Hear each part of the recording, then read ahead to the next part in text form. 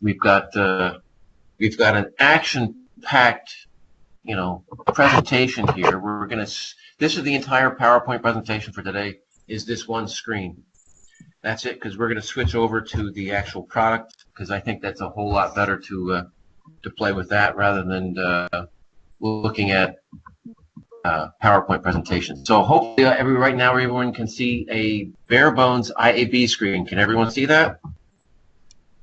Confirmed. Yes. So thank you and welcome. I'm looking at our guest list, and again, it looks as though we have not been able to reach too many customers today, which is unfortunate. But hopefully some of the other folks on board will be able to glean a little bit about working with IAB. IAB, as most of you know, or maybe you don't, stands for Integrated Architecture Builder. This is one of those premier Rockwell automation tools used to design, layout, and select a bill of material for a host of integrated type of products. It's not limited to PLCs. As you can kind of see over on the left side, you can see panel views, PLC PHYs, PowerFlex drives, SLICs, Encompass partner products, Micro 800s. There's a lot of products that IAB interacts with, and it's really a good choice when you're trying to put together a complete system, not just a bill of material, but you want to provide to a customer a complete system. Before we get into the actual product, I figured we'd start actually by looking at the menu items up on top, because there's some really good things up there, and I'm actually going to start with the help. One of the things I like to point out about IAB is the help section is not going to give you a contents, look up a word and see if you can figure it out, but there's a lot of labs, quick starts, videos, and sample configurations. As an example, if we were to take a look at some labs, if you are trying to figure out, what's some basic functionality, so here's a getting started lab, project designer lab, applying the pricing to a bill of material, and you can see that these things are periodically updated by the various product divisions. These are PDF documents. Gives you an approximate size, and it even tells you about how long that lab would take. So if you said, I really want to do the getting started lab, it's designed to be about an hour and a half to get through that portion. If besides that, there's labs on adding various types of hardware, including DeviceNet, probably not as popular as it used to be. There are other networks, though. If you've got questions about adding an Ethernet IP network, again, there's a number of labs that have been pre-installed, as well as some labs on migrations. How do I do a PLC 5 migration? How would I do a SLIC migration? There's some labs that are all built into the help section. As I said, besides the labs, there's also various videos, and these are online, so you do need a connection for some of these. So if you wanted to take a look at some of these videos on how to do the Ethernet IP capacity wizard, it's only a 4-minute video. It's a short video just to give you an idea, okay, how would I actually go ahead and use that wizard to estimate what my Ethernet capacity is. So I would encourage you, besides just playing with the product, is go up to the help section and take a look at the labs, the videos, the quick starts, and kind of give yourself a good head start on trying to work with the product. Just to kind of go through some of the other things that are up here at the file menu, obviously one of the first things we would typically do is we would start with a new. We would want to start with a new project, or we could go ahead and open up an existing one. Some of the other items that are on that under file section we'll get to a little bit later, such as being able to export whatever you've created in IAB. You can export it out to ProposalWorks. If you have a customer who's using the Automation ML or ePlan, you can actually export out to those templates as well. Some of the action items, if you were trying to add new hardware, new networks, new software, and most of this is handled typically here in the actual icon portion of the menu, but it is something that you can handle up here. Something that you probably do want to look at when you first start a project is just go up and take a look at your IAB and report type options. IAB options would include things, what do you want? Do you want to display a startup dialog? I typically have it turned off because I usually just jump right into a project. But when you're first starting out with IAB, this box is going to be checked, and that's kind of as a way of guiding you into the product if you're not sure how you should start. Like I said, once you get used to it, I would typically turn that one off. Things like enable workspace autosave. So every 10 minutes, it's automatically going to go out there and save whatever project I'm working on. That can be very handy since these projects can get pretty involved. And it's not a bad idea to be able to save it periodically, because sometimes you get so engrossed in the project you forget to do it yourself. There's also some pricing options. Typically, I just leave the system provided list pricing. But if you've got some special pricing for a particular customer, you can actually build that into it right here under user provided pricing. And then you would just go ahead and find that particular file. So if you've got an agreement for a particular customer, you can actually set up their pricing in the system so that when you provide them with a report, it's going to include their pricing. Again, since I typically don't know what pricing is going to be involved, I don't use it. If an end customer is involved, they might know what their pricing is, and they might just go ahead and use that file there.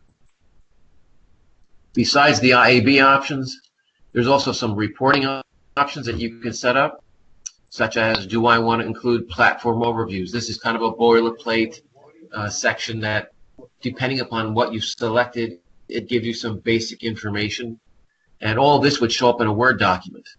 So do you want to include your architectural view? Do you want to include a bill of material? And if so, what kind? Do you want it consolidated, positional, or organized? I typically like to use the organized bill of material. And what that's going to do is it's going to set up logical sections of my products and break it out in that way. So it's not a consolidated bill of material which says, if in the project I'm using 5 controllers, it's going to consolidate, it's going to show them all together, whereas organized, it's going to show those controllers in the areas that I've actually used them. Networks, you may or may not want to include the graphics or the performance data or the layout information. Again, I would encourage you to play with these, turn them on, turn them off, and there may be certain customers where you use them and other customers you don't. So that's something else that you want to take in mind as far as where you're using these things. This information down here at the bottom is what would typically show up on the header page of the report once we get to that. And again, for myself, I make it fairly generic. I always reference a control system. I'm the author, I'm the company, here the automation department. But you can actually go in and edit these fields, again, depending upon the customer you're working with or what it is you're trying to present there on that header page. So it's a good idea. Go into your report options under options, and like I said, if you're doing a generic presentation, you may have a default setting, but then depending upon the customer, go ahead and go in there and make some adjustments there. All right. And then finally, adjusting some of your views. This is the default setting, again, that I typically use. I like to have all these various views available to me when I'm working on a project. One of the things I like to do, typically, I'll get some plans and specs, some specifications come in, and I'm going to start working on it. What I typically am going to do is I'm going to go ahead and jump right into new. I'm going to create a new workspace. So this is the faceplate that's going to come up. Here I'm going to be able to give it a name. What do I want to call this project, and a location. Now I have a separate drive that I use for all my IAB projects. So if I were to come down in here, and here's this whole separate drive just for IAB projects. And I would typically, maybe I'll make a new folder if it's a new customer. I like to have that broken out by my customer so I can segregate by customer, what projects I'm working on. You may say, I always work on a mixture of drive projects or PLC projects or software projects. So maybe you want to break it up by that. It's up to you as far as how you want to lay this thing out. I do try to give meaningful workspace names. Sometimes a customer will give you a project name. That's what I'm going to use here. Sometimes you'll have a project ID code or a Dodge number. Again, that's what I'm going to use inside of that location. In this case, I may just want to call it starting IAB. That's going to be the project I'm going to call this. So that's where it's going to get stored, under the IAB folder on my H drive. That's what I'm going to call it. And over here, I'm now going to define what I want this project to be. I can start off with a completely clean slate. It's blank. That doesn't happen too often these days. Same thing with hardware, networks, or software. Those are typically very generic. If I'm doing something as simple as that, I'm probably going to start off actually doing it in Proposal Works.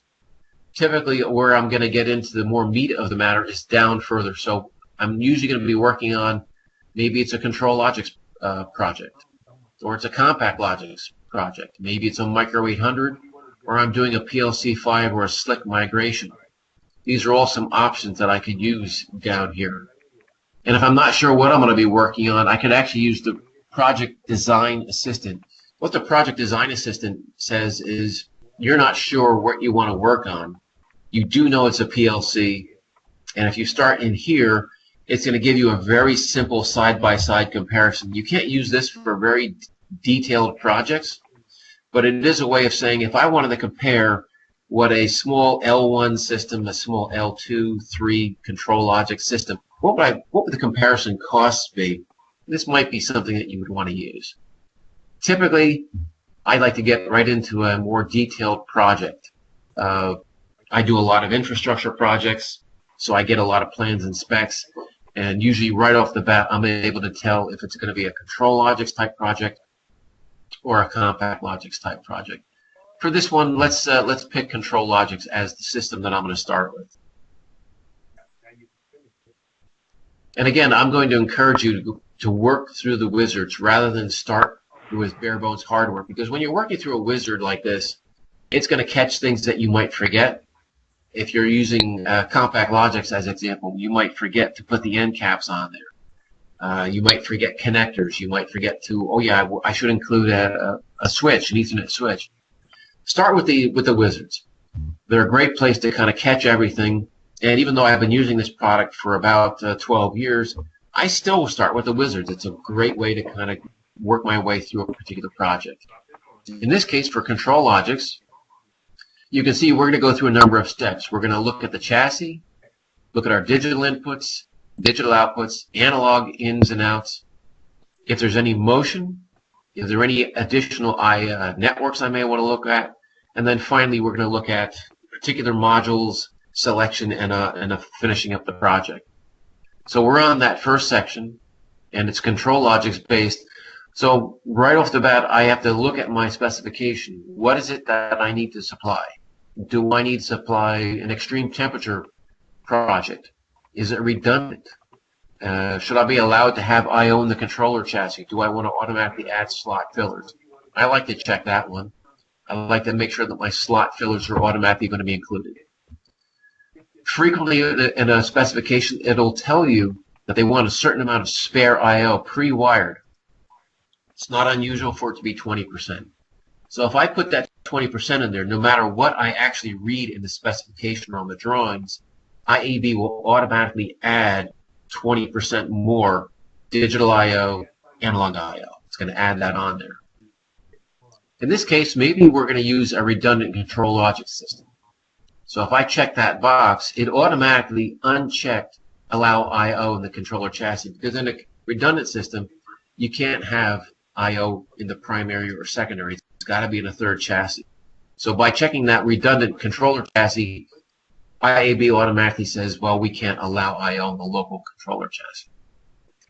I can either auto-size my chassis, or I can pre-select it. Sometimes the specification will actually tell you that they don't want anything more than a 13-slot chassis or a 10-slot chassis because of space constraints. They're not wide enough to hold a 17. So they may say you're limited to a 13-slot chassis. One of the things I would like to see improved on this is that on a redundant system, that means it's going to make all chassis that same size. That means my primary and secondary may only have a controller in it, but it's going to use it as a 13-slot chassis, so I'll have to fix that a little bit later on. I can also specify my power supplies. Do I want a redundant power supply, or do I want to use 120, 24 volt, and so on? I can pick and choose my power supplies. I can also select the type of I/O method. Am I using a screw type, clamp?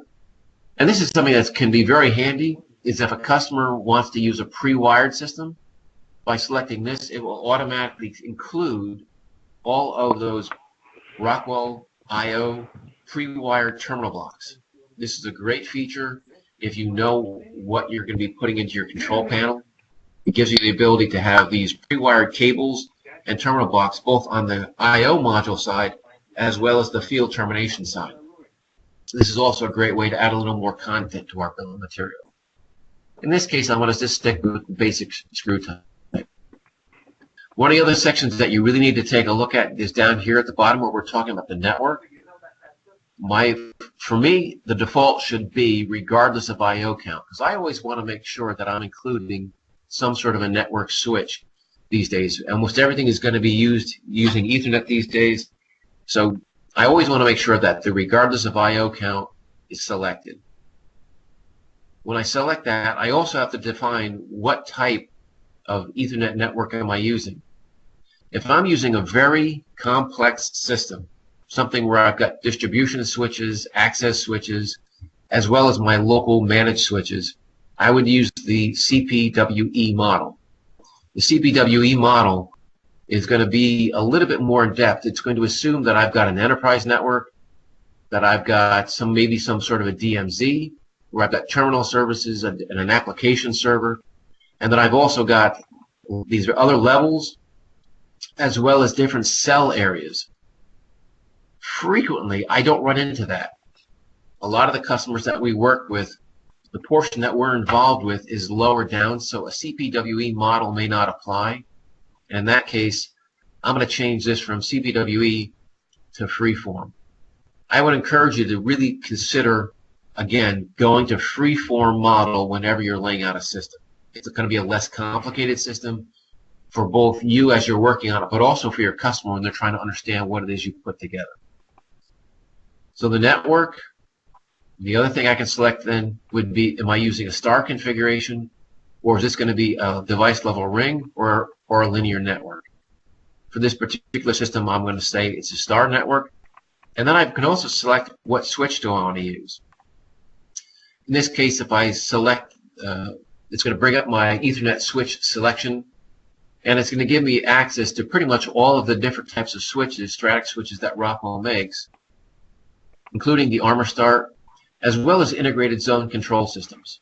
This is a great choice for customers where they're trying to completely segregate their switch from their control systems, because sometimes the IT department may need to do some work on a switch and they don't want to be messing around inside a control cabinet, and that way you can actually use the zone control system.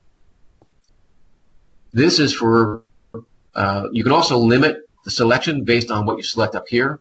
So if you know that you do need on-machine or conformal coding or power over Ethernet, selecting these checkboxes will then limit which switches come up down here at the base. For this system, it's going to be a fairly straightforward system, so I'm going to select my lightly managed switch with a 5-port option. So we've kind of covered the chassis and the basic network. And the rest of it is kind of this is what makes it very easy. This is what I will tell customers, try not to break it down for me. Just tell me what type of I/O do I need, what's the quantity, and how is it distributed. So do I have all the I/O in the local control panel? Is some of the I/O local and some of it is remote? How many remote chassis do I have? Is there one remote chassis, 2, 3, 4? How many are there? Some other questions to ask a customer. Does the I/O need to be isolated or non-isolated? Is it AC or DC? Do I need more diagnostic type information? Sometimes if you're working in a specification, a lot of that information is included, but it's amazing how often a customer will tell you, I need 24 I/O, discrete inputs, but they don't tell you, is it AC or DC? the trend is more towards DC, but you may need to ask that question. In this case, I'm going to assume that I've got about 20 syncing type, non-isolated DC inputs. And you can see that right down here, like we had checked earlier, it's automatically going to include another 20% I/O for all of these I/O that I'm selecting.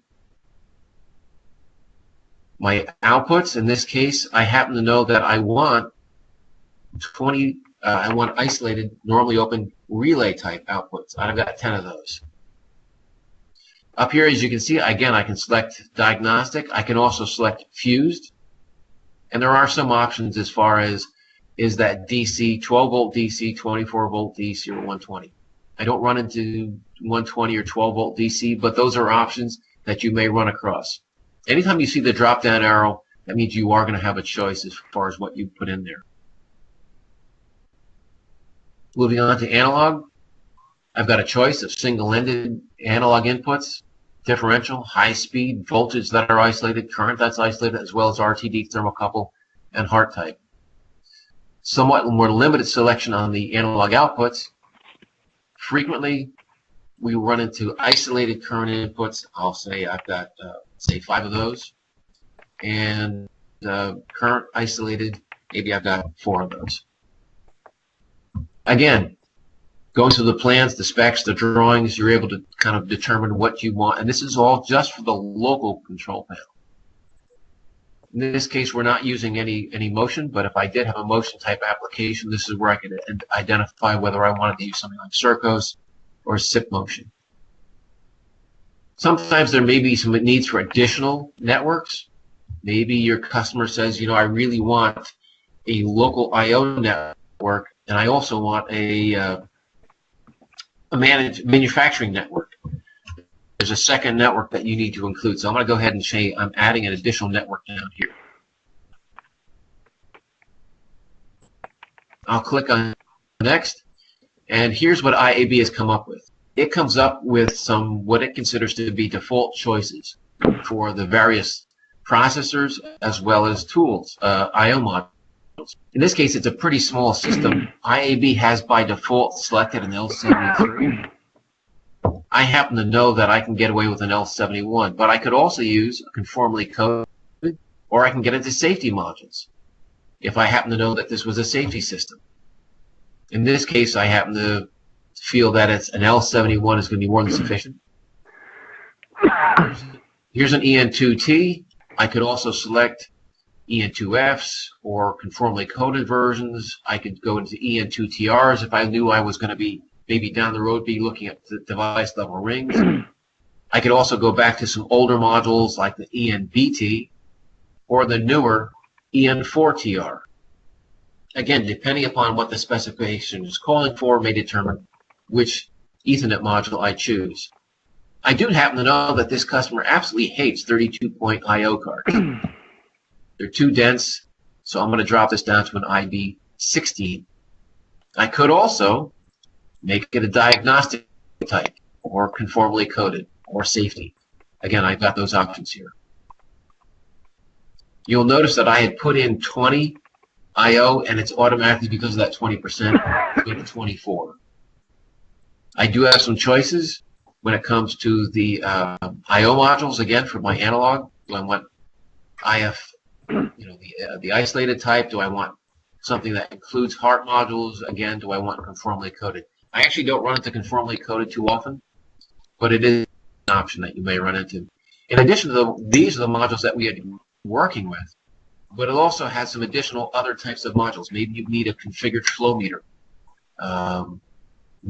Maybe you've got some sort of a drive access module you need. Maybe you need a time module.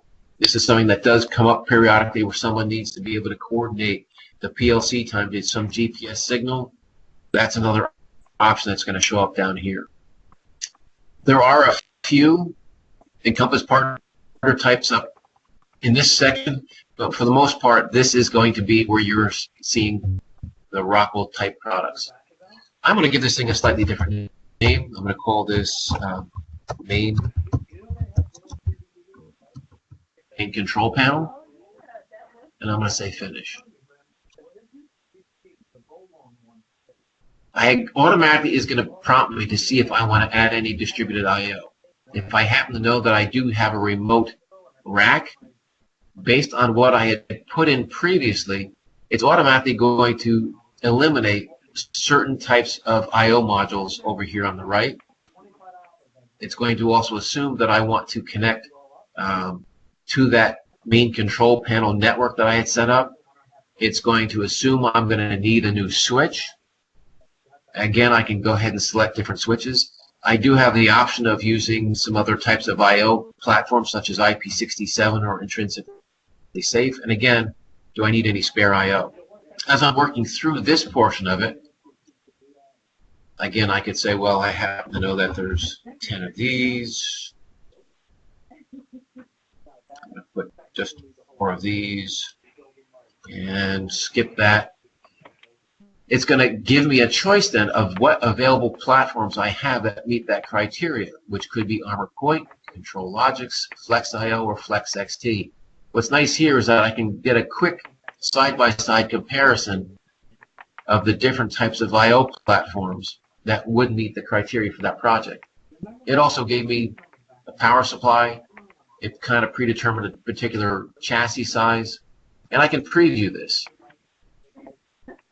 So if I were to take a look at a preview, it's going to say, okay, here's a list price of what it would be if I use ControlLogix. If I said, well, what would it be if I went to, say, FlexIO, it's going to automatically make that adjustment. That's going to be very handy because sometimes the customer's not sure, do I want Point.io, FlexIO, what do I want? This gives you the ability to do a quick side-by-side comparison of some of the different platforms that are available. In this case, I'm going to stick with ControlLogix IO. And I'll say finish. And again, every time you finish, it's going to ask, do you have more distributed I/O that you need to work with? In this case, I'll say no, because there's some other things I want to work on. If I were to quick take a look at my network tab, it's done just that. It's kind of pre-put together a network for me. Not always the most efficient way of doing things. In this case, it's split my ControlLogix rack, so I can kind of drag and drop things around here to make things maybe look a little neater for how I want this to appear to a customer. You have the ability to kind of move things around, make things look maybe a little bit neater. I'm in the network view here. I can also go ahead and say, wow, I should have really put another lightly managed switch in here. I'm going to go ahead and configure that. And it's going to give you the ability of saying, okay, here's that switch. Here's what it's going to look like. Here's how it's currently connected, what it's connected to. I have the ability of changing that switch configuration, including things like VLANs, the name of the switch, as well as the switch type. And it's going to bring that old switch selection guide that we had seen earlier. And then when I pop back in here, it's changed the switch type that I want. If I look over here down at the hardware tab, I can also get a layout and take a look and a little bit more detail as far as what my system currently looks like. So here's my primary and secondary chassis. And what it's done is it's put one network card in, connected to my I/O. It's put a second network card in because I told it I needed the second one. And it's also put in a redundancy module. But this is kind of a big chassis for such a small requirement. So I could come back in here at this point and start removing some of these modules, because what I want to do is I want to make this a smaller chassis layout. And again, this is something that I'm hoping that down the road the folks who configure the IAB product will allow you to do through the wizards. But for right now, I'm going to go ahead and slide that one over. I can right-click on my power supply and configure the chassis. And I can go ahead and say I really want to make this a 7-slot. I can also make some other changes here. If I hadn't included the slot fillers, I can do that here. I can change my power supplies if I wanted to. I can also make some other advanced wiring choices. As you see, it's also telling me about how much power I've used, as well as over here on the right side of the page. Based on a PA72, it's telling me about the power I've used and how much is remaining. So this tells me that I'm in pretty good shape. I'm not over consuming any power on this. It's also giving me some information about my system. It's telling me that my network is very not heavily utilized. It's telling me how many connections I've made. There's a lot of information that's going to be coming along in this system besides just the bill of material. And then here was that one remote rack. It was a pretty simple remote rack, but it's got everything connected as I've seen in my network diagram. There's a lot of other options that you can do here. One of the things that I always want you to do is up here under control power supply. If you're using network switches, they're all 24 volt. You're going to need to include some power for it. So what this is going to give you the ability to do is select some power supplies. Now, if you happen to know more about what's going in the control panel, you can size this accordingly based on maybe the output current. Maybe you know you need at least 5, 10, or 20 amps. Based on just the switch that I've got in here, those lightning managed switches, if I were to just go ahead and add, let's say, an XLE 120E, which is a 120 watt, 24 volt DC 5 amp switch, it's telling me that if I add just that first switch, I'm only using 4% of the available power. I got plenty of room. And since I know my second one is actually in our second panel, I'm going to add a second power supply because I want this used there. So now I've got two different power supplies because I've got two different panels. Like I said, if I know more about what's going to be required in the control panel, I can kind of take an estimated guess and add that into the system. Some of the other things that I can do while I'm working on here is I can say, well, I happen to know that there's some software required for this project. The customer wants me to include some software. I can go through this, and by IAB will automatically, based on your bill of material, it'll make some estimations as far as what software you probably have to include. Sometimes it makes good guesses, sometimes not.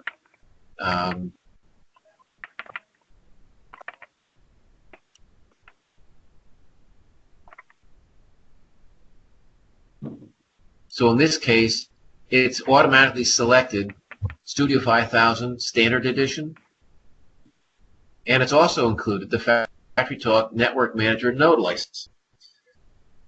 Sometimes customers are not aware of the FactoryTalk Network Manager software, so maybe I don't want to include that quite yet, although down the road I probably may want to add that on. I also happen to know that this customer likes to use function block diagrams, so this is not a good choice either. So let's go ahead and browse the catalog. I look at the catalog and I have options for not only the design software, which includes Studio 5000, but also the MicroLogix products and the RS Networks products. And under HMI, here's all my various choices when it comes to View Studio, RS-View 32. I can also look at Historian, Metrics, and so on. Pretty much every piece of software that Rockwell makes is going to be available under the network design portion of the wizard. In this case, I know I need to add Studio 5000, and I want to add the full edition because, like I said, I know that they want to do some programming in function block. So I'm going to go ahead and include that, and I'll add that to my bill of material. I've got that added on here. I also happen to remember that I will be adding a panel view to this system, so I really should include View Studio as well. And I've got a choice of either the Enterprise Edition or the Machine Edition. So I'm just going to add that in here. So I've selected some software. I've got my Studio 5000 as well as my FactoryTalk View Studio for my panel view. I'm going to go ahead and finish. Some of the other things I could do is I can get into real details. I can start doing things like I can select some of my cables. I can say, you know what, I want to do things like what kind of, what's the distance involved? So in this case, I've got these set up for maybe 2 meters as my default. Maybe I want to manage some of these. I want to manage my default cabling. You know, by default, maybe I say, you know what, I don't like 4-conductor, I like 8-conductor. Maybe I prefer shielded cables. Maybe there's a certain length that I want to use as my default length. These are all some things that I can define right up in front here. And again, these are ideas that you may want to include. The more you know about your project, the more you want to include these other features, these other products. If they're going to need cabling, why not get it from us, as opposed to, you know, making their own or brand X.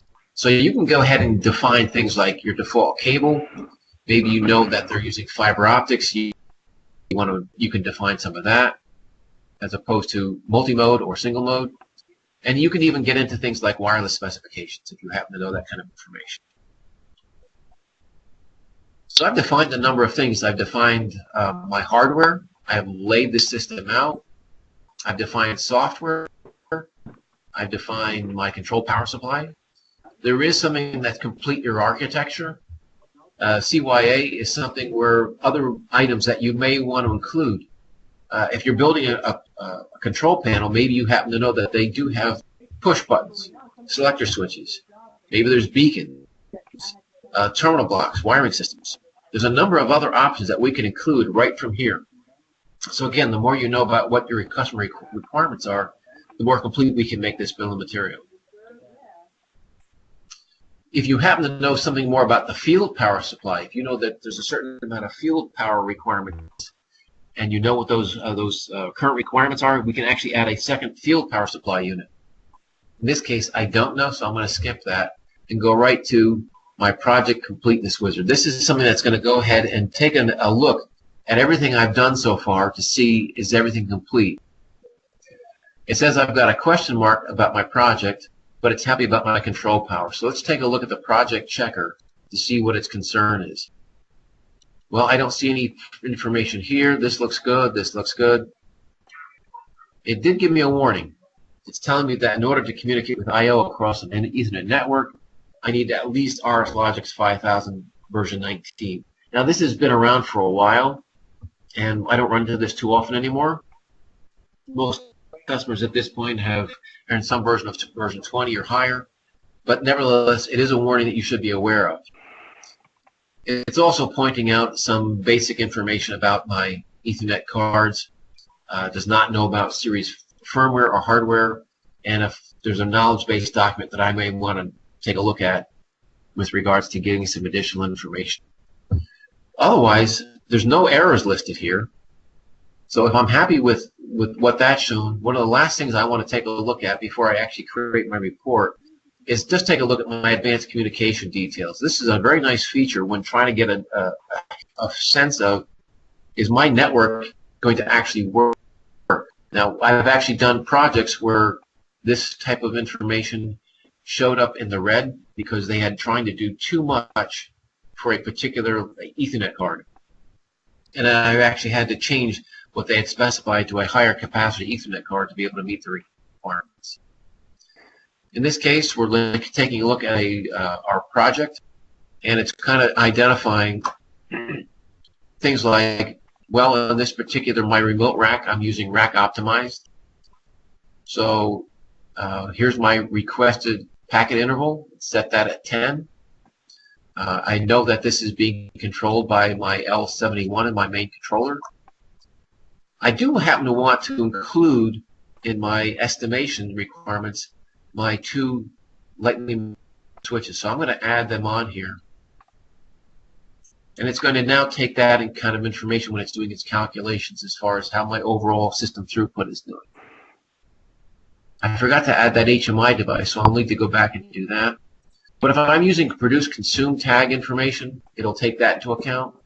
If I'm using motion, it will calculate how that's going to impact my network.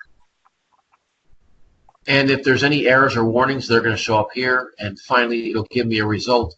This is, again, kind of nice for a customer to kind of get a bare bones sense of, you know, how much of the capacity of the system are they utilizing based on what we've laid out so far. And so far, it says that, well, we've only utilized about 2.5% of what that EN2T is capable of handling. We've only used 9 out of 250 CIP connections. We've only used 4 TCP type connections.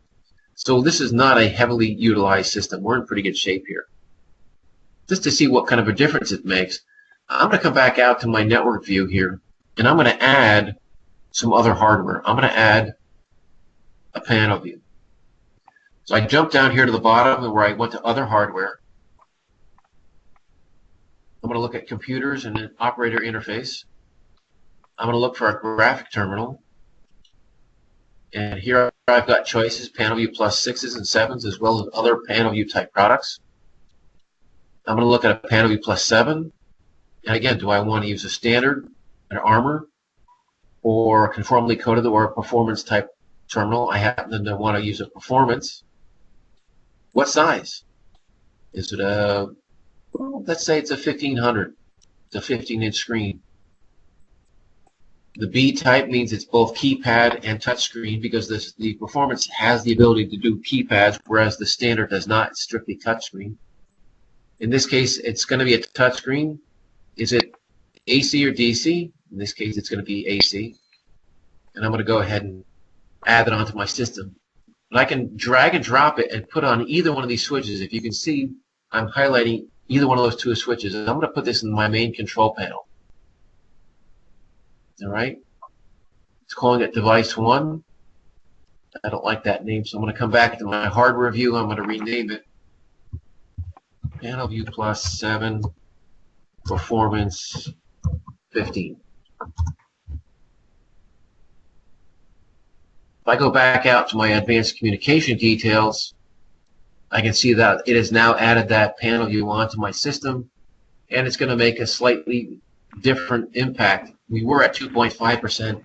Adding that did not make much of a change. It's only up to 2.7%. So it did not make a huge impact on my overall system.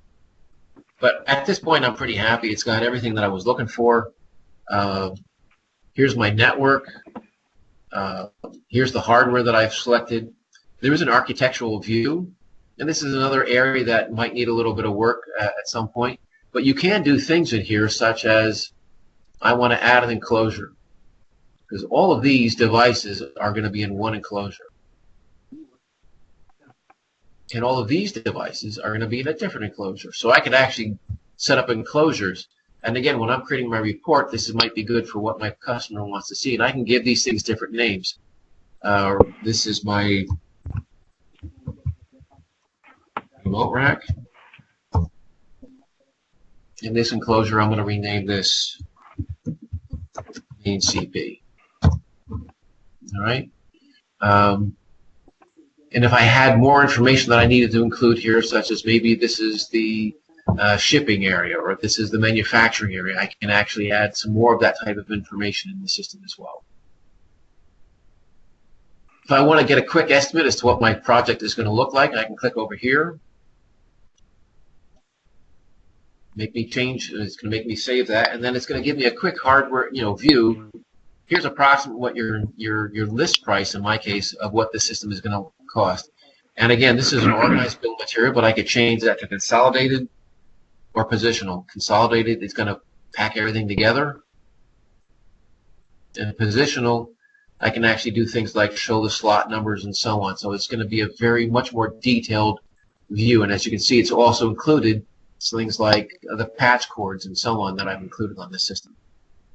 I'm going to stick with my organized view for right now. If you wanted to, you could actually save that to a spreadsheet, print it, or in this case, I'm going to close out because I'm going to include that in my report document. And that's the last thing I wanted to show, was just that I can go ahead and create a report based on everything I've put together here. And this is going to be an actual Word document. And this means that whatever I'm putting together, this is something that I can modify and edit. And it's something that I could, provide to a customer. And being a Word document means that they can take it and modify it as they need to. We're going to go through and generate it's going to extract the various pieces, put it in a certain format, based on those report options I had told it. It's going to include what I had told it in my report option request. And I'm going to say yes, I want to take a look at it. And I also want to say yes here because I want to update the fields. If I don't say yes here, it uses the default values. But if I say yes here, it's going to take the report options that I had asked for and put them in here. So it created the header. Here's Turtle and Hughes. The name of the project was Starting IAB. It has me listed as the author. Here's the time, the date, which version this is, referencing that control system. It's going to automatically build an index for me. Some bare bones information. Now I happen to know that I don't need to include anything on ControlNet or DeviceNet because that's not included. So I'm going to go ahead and just delete that out because again, this is a Word document. I can do that. The rest I'm going to leave. So the customer knows that this thing was generated through the IAB software and it's giving me some basic information about the system. There are some warnings. If I don't think that this is going to be helpful to a customer, I might delete these. Again, some basic information about my hardware. Here's that architectural view. It's kind of small. So I'm going to double click on this because, again, it's a Word document. And I'm going to go ahead and crop it.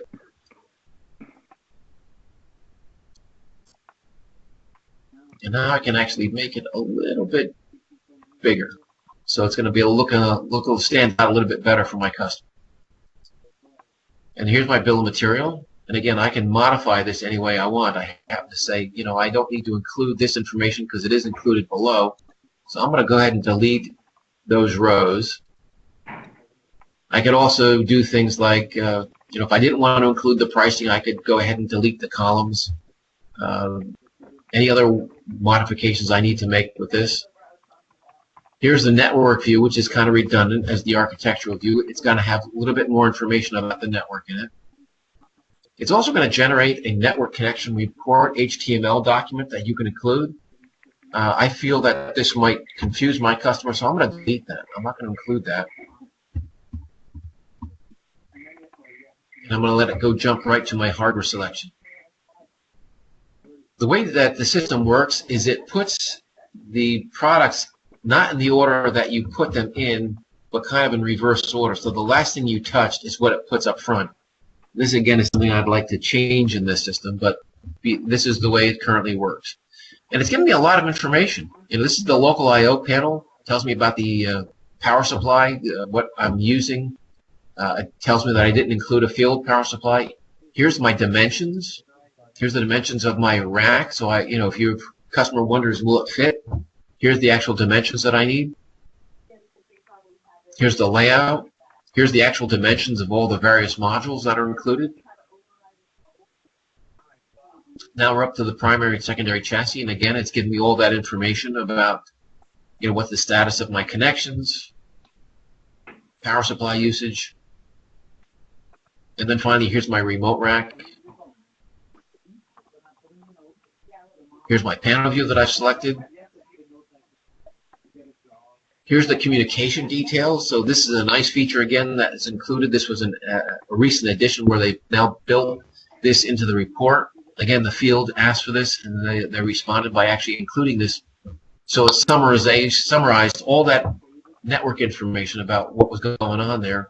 And then finally, there's an appendix. In this case, there's nothing there, but you can actually add on additional things. And if we were doing a migration, that's where all that migration information would be kept. I'm going to go ahead and come back up to my index. And since I did make some changes, I'm going to right-click on my index and tell it to update the field. And it's going to automatically renumber my pages based on what I may have deleted or added to the system. I'm pretty happy with this. I'm going to go ahead and click on Save.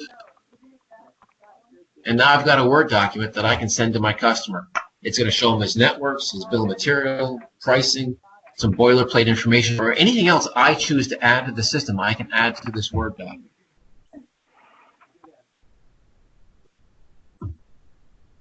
That's my introduction to IAB. Are there any questions? Yeah. Hey, Duane, Jim, just a quick question with regards for installation. Is this just downloadable from the web, or do they still have a DVD available for this? Actually, both. You can get the DVD, or you can go up to the web and download it. The download is the basic or bare bones version of this. You can specify the entire thing, or it gives you what's considered the light edition. The light edition is still like 1.7 gig, and then it adds on as you're going along. One that you really need to make sure you do is you make sure you run the current program updater. This is something that's going to constantly update. As we know, Microsoft does Patch Tuesdays. Rockwell is very good about updating their products as well, at least when it comes to these IAB and proposal works and so on. So I have mine set to automatically run every time I open up my computer, but this will then update it. So if you download the product, install it, I would encourage you to automatically do the update wizard and run the update a couple of times, because it'll take a couple of revisions to get caught up. Once you're all settled, let it run on a weekly basis to make sure that you're using the most recent products, pricing, and so on. Thanks. Any other questions? Duane, you said they update the products every Tuesday or so. Is it normally, a new product comes out and it's already integrated into IAB, or is there usually a sort of a hangover where it needs to be caught up in terms of the, meeting the standards? Right. So Rockwell does not do their updates on a schedule like Microsoft does. Like I said, we joke about Patch Tuesdays for Microsoft. IAB or Proposal Works gets updated periodically. Like I said, today's a Monday, and here it's got a very small update. What happens they've gotten better. In the past, there was a lag when Rockwell would introduce a new product. Sometimes it was weeks or even months before it showed up in IAB. But the field has really made it very clear to the factory that when they introduce a product, it's important for it to be in IAB and Proposal Works as soon as possible. So it's not unusual now where a product will come out and it is almost immediately available in IAB. There is sometimes a lag, but it's nowhere near as extensive as what it used to be. Okay, great. Anything else?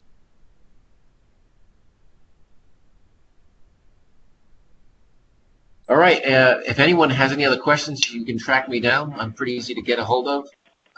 The other thing is that if you want to work on an IAB system, I'll be happy to review it. Just send me that IAB file, and that's the extension .iab. Send me that IAB file. I'll be happy to sit down with you, go through it, and see if we can't figure out how to make your system more efficient and make sure it's as complete as possible. All right. With that, I'll turn you today. Thanks for your listening, and talk to you soon. Thanks, Duane. Thanks, Duane.